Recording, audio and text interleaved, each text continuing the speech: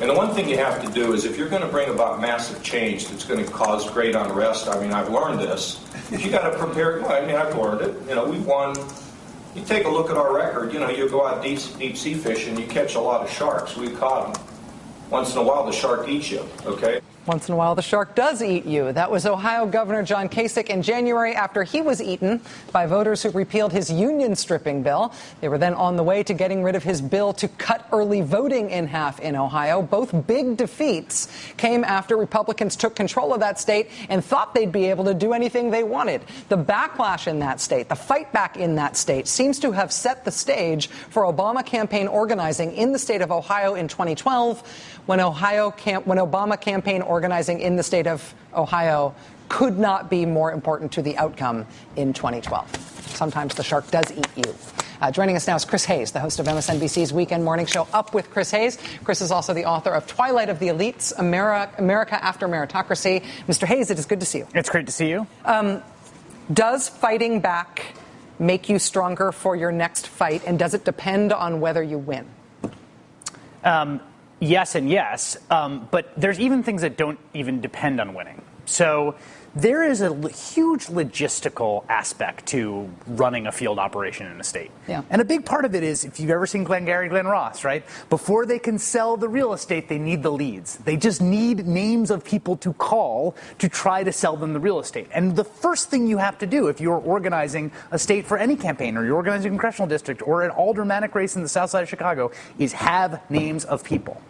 Names of people who are going to vote, and names of people who will come and spend their time knocking on doors and doing things. And what a campaign like the SB 5 campaign in Ohio did was you create this database of people, the kinds of people that you can reach out to, who are going to be the people who show up on a Saturday morning at 8 a.m. for the price of a cup of coffee, are going to go out on an October day and knock on doors, strangers' doors, and tell them you need to go out and do this and vote. And so that doesn't go away. You build each of those every time you do a campaign. That organizational strength is a building block that you can step on.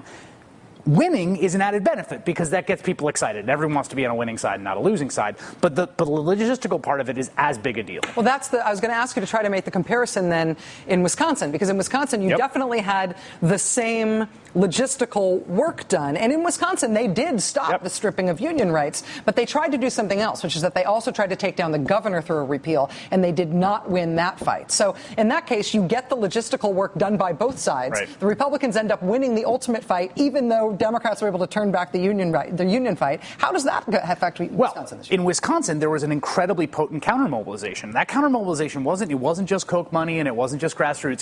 There was actual on-the-ground counter-mobilization, particularly in the Milwaukee suburbs, of folks that are conservative activist folks who are on lists and making calls and phone trees and knocking on doors. And I frankly think you're seeing Wisconsin's closer than it should be. And it's not just Paul Ryan. That counter-mobilization carries forward as well. And I think that's actually part of the reason that Wisconsin isn't a sure blue state in the way that I think we would think it would be at this point in October. I think, and this conversation and that analysis is why I think that Wisconsin is redder than people think it is and Ohio is bluer than people think it is. I think that in Ohio, the underappreciated thing is not just that there was a fight, but that it was actually a total blowout. It was a 22-point win. And to have seen John Kasich, who is maybe the cockiest of all of the cocky breed of Republican governors right now, maybe Nikki Haley is more cocky, but it's close.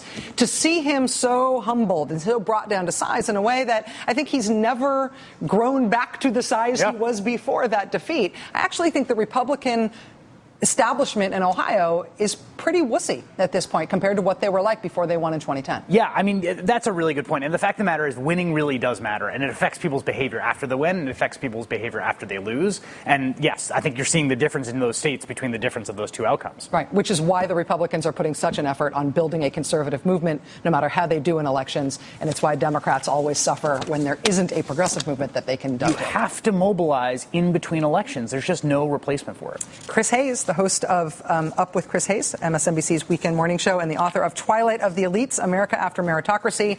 I feel like the idea of a weekend now is now obsolete until the elections. Yes, you do a weekend show, but it's just the next weekday as far as I'm concerned. That's right. Yes. We're in it to win it. All right. We'll be right back.